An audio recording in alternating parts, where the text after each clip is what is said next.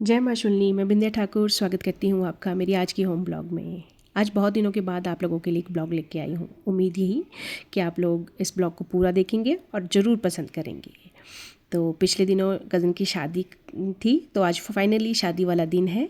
बारात भी आ चुकी थी और हम भी तैयार थे। गांव में शादी से पहले रिसेप्शन चेयर पर नहीं बल्कि दूल्हा दुल्हन को मंडप पर ही ले जाया जाता है। दुल्हन का भाई या मामा जी दुल्हन को उठाकर मंडप पर लाते हैं।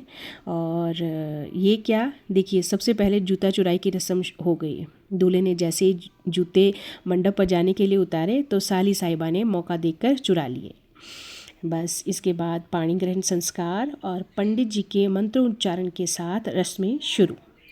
ये सबसे पहले वरमाला की रस्म हुई और दुल्हन को जो मुकुट पहनाया गया है, ये वैसे तो हमारे यहाँ नहीं होता है इसका रिवाज, लेकिन हो सकता है कि ससुराल की तरफ हो, तो ससुराल पक्ष से ये मुकुट आया था। और विवाह की सारी रस्में अदा करने के लिए दुल्हन को मंडप पर ही पहनाया गया। इसके बाद बारी बारी से 7 फेरे लिए गए और ये लास्ट के फेरे में दूल्हे के अंगूठा दबाने और दूल्हे से शगुन लेने की रस्म भी अदा की गई। अब फेरे पूरे हो चुके हैं और उसके बाद दुल्हन की सिंदूर से मांग भराई की रस्म को अदा किया जा रहा है। शादी की सारी रस्मों के बाद पंडित जी द्वारा सभी को 7 फेरों का अर्थ समझाया गया। भज प्रिय यत् किंचित तव चित्ते अस्ति तद वदस्व ममाग्रत। दुल्हन जी आपने सुना है, दूल्हा जी आपसे कह रहे हैं कि हे देवी, आपके माता पिता ने आपका दान मुझे कर दिया है और पत्नियां जो हैं हमेशा पति की वामांग में बैठा करती हैं और हमारा विवाह संस्कार जो है वो संपन्न हो चुका है और अभी भी आप मेरे दक्षिणांग में स्थित हो। तो इसका क्या कारण है? यदि तुम्हारे मन में कुछ संशय है, कोई बात है तो मुझे बताओ।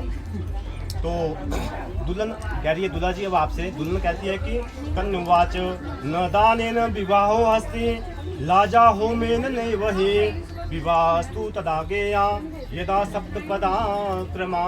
कि महाराज आपका वाक्य बिल्कुल सत्य है कि शास्त्रोक्त विधि के अनुकूल हमारा विवाह जो है वो संपन्न हो चुका है। हम सब तो पंडित जी द्वारा सुनाई जाने वाली 7 फेरों की रस्म को सुनने में व्यस्त थे, लेकिन ये क्या, कुंज बिहारी जी बुआ की शादी में भी फ़ोन पर बिजी हैं। बस अब शादी की सारी रस्में हो चुकी थी तो दूल्हा दुल्हन को अंदर घर में प्रवेश करवाया गया। बस इसके बाद क्या, अब दुल्हन की विदाई की तैयारियां शुरू। बस इतना ही होता है लड़कियों का समय बाबुल के घर में शादी के बाद। शादी की रस्में हुई और अब कर दो तैयार, जल्दी से विदा करो। इसके बाद दुल्हन को विशेष रूप से तैयार किया जाता है और बालों का जो हेयर स्टाइल बनाया जाता है उसे घर की महिलाएं जैसे चाची, भाभी, मामी, सभी भागन औरतें मिलकर एक स्पेशल हेयर स्टाइल बनाती है और इसे हमारे पहाड़ी भाषा में घड़ियाँ कहा जाता है। इसके बाद दुल्हन के बालों को बना दिया गया था और फिर से दूल्हे को मांग भराई और छंद बुलवाने की रस्म के लिए बुलाया गया। बस माहौल तो उदासीपूर्ण हो ही जाता है, विदाई तो नज़दीक आ रही है क्योंकि और इसी बीच फिर से मेरी नज़र पड़ी इन बच्चों पर।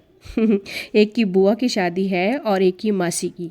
तो इनको क्या, इन्हें तो बड़ी मुश्किल से फ़ोन मिला है क्योंकि मम्मी इनकी शादी में जो बिज़ी है और इनके कार्टून भी चल रहे हैं, तो बच्चों की अपनी दुनिया है। अब साथ ही विदाई भी शुरू हो गई है और थोड़ी थोड़ी बारिश भी शुरू हो चुकी है। सारा दिन बस बरखा रानी से थोड़ा समय और मांगते मांगते अब विदाई के समय तो इसका आना बनता ही है।